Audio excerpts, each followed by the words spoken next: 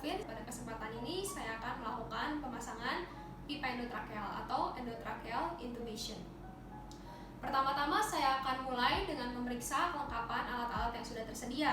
Pertama-tama dari APD saya sudah memiliki sarung tangan, sudah ada masker juga dan goggles, ada hand wrap, kemudian ada juga untuk ETT-nya sendiri, ada endotracheal tube yang direpresentasikan dengan ini, kemudian stiletnya, kemudian untuk pipa yang menghubungkan untuk mengembangkan balon nanti, kemudian ada juga squid 10 cc, kemudian ada juga pelumas untuk melenturkan ETT-nya, kemudian ada juga tape untuk fiksasi nanti. Ada juga stetoskop dan laryngoskop, ada juga suction, dan juga ada inform consent yang akan ditandatangani oleh pasien atau keluarga pasien.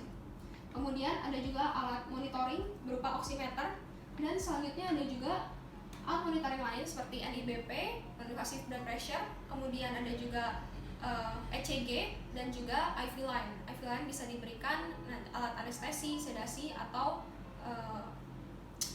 pelumpuh otot. Kemudian di sini juga ada silokain spray 10 mg per puff. Kemudian ada juga mask untuk bagging ventilation nanti. Baik, saya akan mulai dengan memasang APD. Pertama-tama saya akan cuci tangan 6 langkah.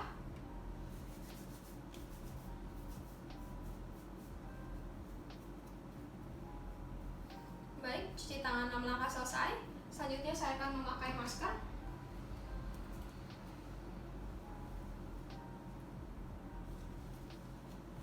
Dan memasang goggles. Dan memakai sarung tangan.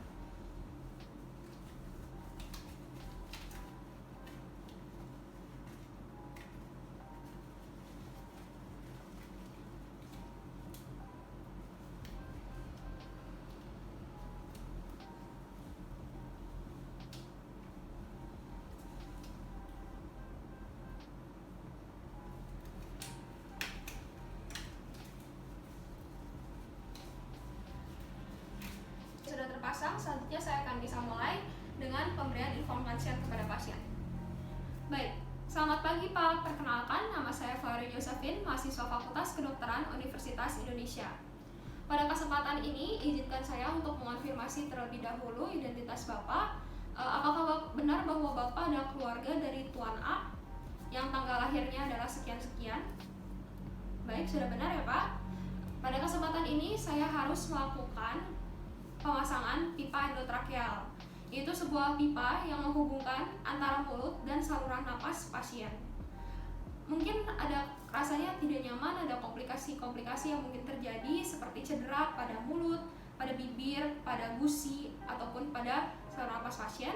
Ada juga kemungkinan pipanya salah masuk ke saluran pencernaan sehingga nanti lambungnya menjadi masuk udara.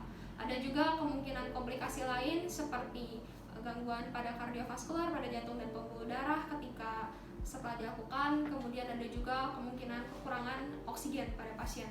Namun, prosedur ini sangat diperlukan karena sekarang pasien Bapak Tuan A sedang tidak bisa bernapas dengan normal. Kita sangat membutuhkan pipa ini agar pasien bisa bernapas, agar saluran napasnya tidak terhambat dan bisa bernapas dengan baik. Apakah Bapak bersedia? Baik, jika bersedia silahkan menandatangani inform consent yang sudah ada di sini. Keterangannya juga sudah ada di kertas ini. Baik, ketika pasien sudah bersedia, kita bisa mulai prosedurnya.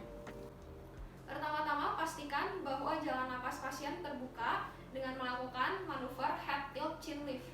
Satu telapak tangan di atas kepala pasien melakukan head tilt, kemudian chin lift seperti ini.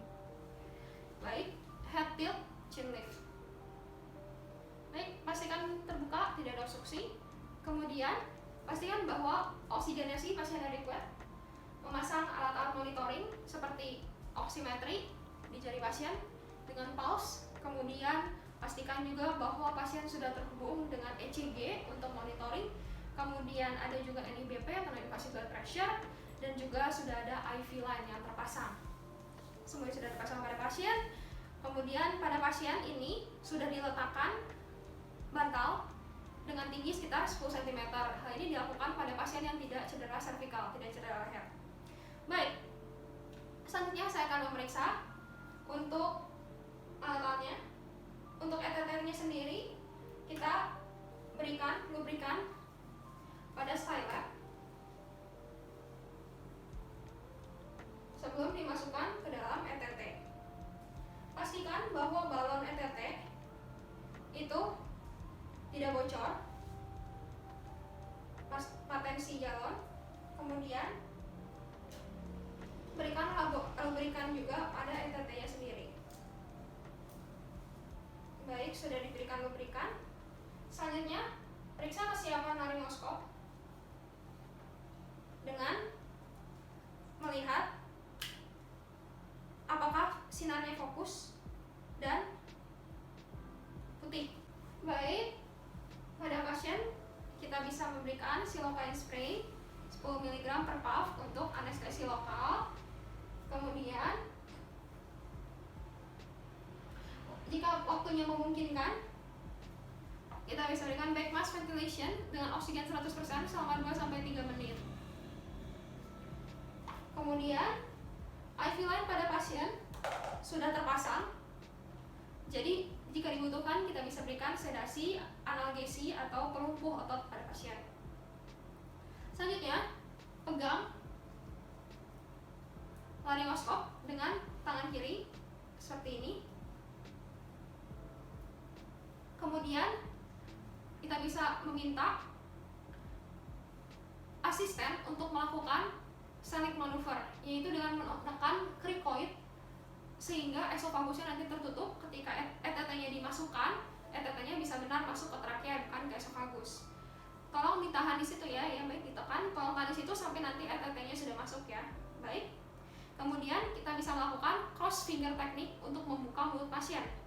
Jempol ke arah gigi pasien, ke bawah ke mandibula, dan telunjuk gigi pasien di maksila ke arah atas dengan supaya mulut pasien terbuka seperti ini.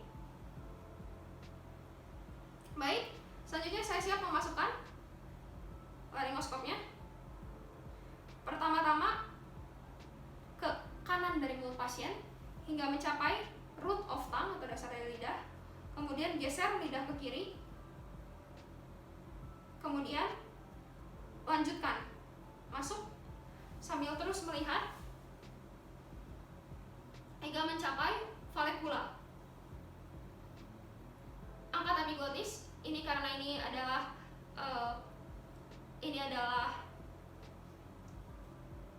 curve ya, laringoskopnya bilahnya curve, makanya sampai valvula.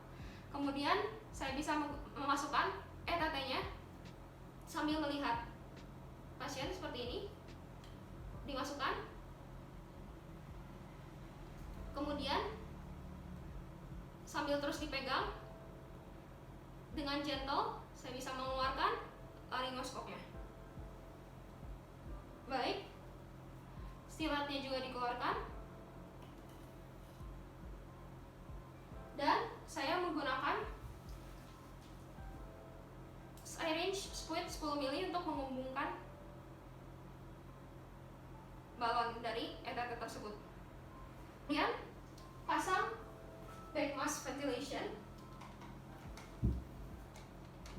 sambil memperhatikan kembang kempis dada pasien, inspeksi dan auskultasi.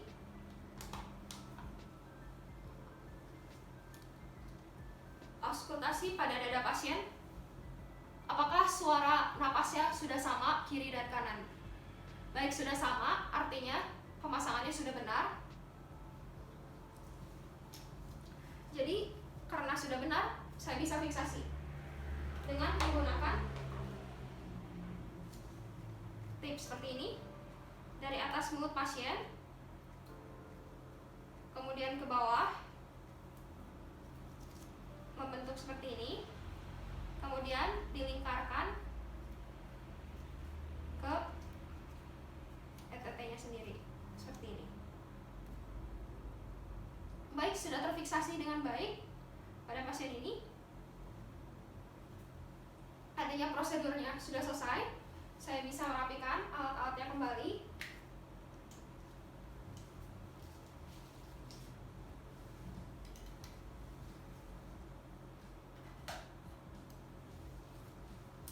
Kemudian melepas APD, melakukan cuci tangan 6 langkah.